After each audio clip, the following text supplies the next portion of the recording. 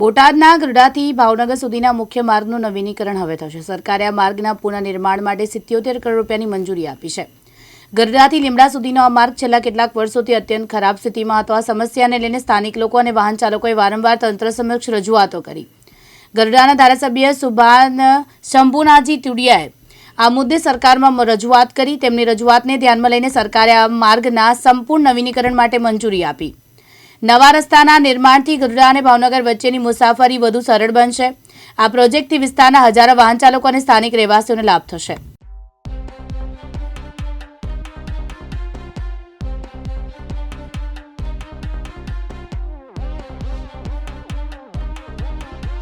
બાપુ, ગઢડાથી ભાવનગર જવાનો જે મુખ્ય જોડતો માર્ગ હતો, છેલ્લા કેટલા વર્ષથી ખખડતા હાલતમાં હતો, લીમડા સુધીનો।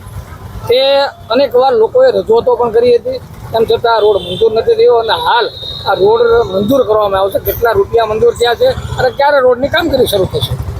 આ જે ગઢડા, ગઢાળી અને લીમડા જે લીમડા એ જે રોડ છે એ બે જિલ્લાને જોડતો રોડ છે, બોટાદ જિલ્લો અને ભાવનગર જિલ્લો। અને આ વિસ્તારના નાગરિકોની વારંવાર રજૂઆતો, વાહન ચાલકોની વારંવાર રજૂઆતો, જુદા જુદા વિભાગોમાં આપણે જ્યારે પણ મિટિંગો લઈએ ત્યારે એક પ્રકારની રજૂઆત આવતી કે આ રોડ બે જિલ્લાને જોડતો છે, છેલ્લા ઘણા વર્ષોથી બિસ્માર હાલતમાં છે, ખખડધજ હાલતમાં છે।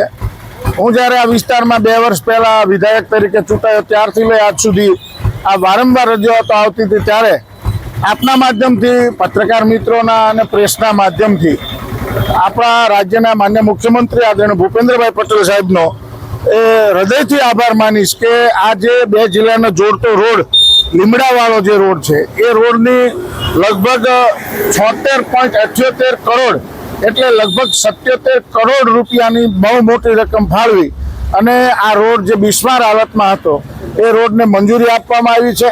અને એ રાજ્ય સરકારે જ્યારે મંજૂરી આપી છે ત્યારે હું બંને જિલ્લાના લોકોને ખૂબ ખૂબ શુભેચ્છા, અભિનંદન આપું છું। માન્ય મુખ્યમંત્રીનો હૃદયથી આભાર માનું છું કે એમણે અમારી આ જે રજૂઆત હતી એ રજૂઆતને પ્રાધાન્ય આપી અને યુદ્ધના ધોરણે આ રસ્તો એમણે મંજૂર કર્યો છે। કામગીરી જે છે આગામી દિવસોમાં એ કામગીરી પણ ખૂબ સારી રીતે ઝડપથી થાય, એજન્સી નક્કી થાય અને કામ 100% સારું કામ થાય એ પ્રકારની અમારી રજૂઆતો અને એમાં માન્ય મુખ્યમંત્રીશ્રી જે પ્રકારે અમને સહયોગ આપ્યો છે, ફરીવાર આપના માધ્યમથી આ રાજ્યના માન્ય મુખ્યમંત્રી મૃદુ અને મક્કમ નિર્ણયવાળા માન્ય ભૂપેન્દ્રભાઈ પટેલ સાહેબનો હૃદયથી આભાર માનું છું। અને આ બે જિલ્લાને જોડતા રોડની મંજૂરી મળવા બાબત સૌ આ પ્રજાજનો અને આપણા જે નાગરિક સમુદાય છે એ લોકોને આપના માધ્યમથી અભિનંદન પાઠવું છું। બોતાભાઈ શેખલિયા, દિવ્યાંગ ન્યૂઝ, બોટાદ।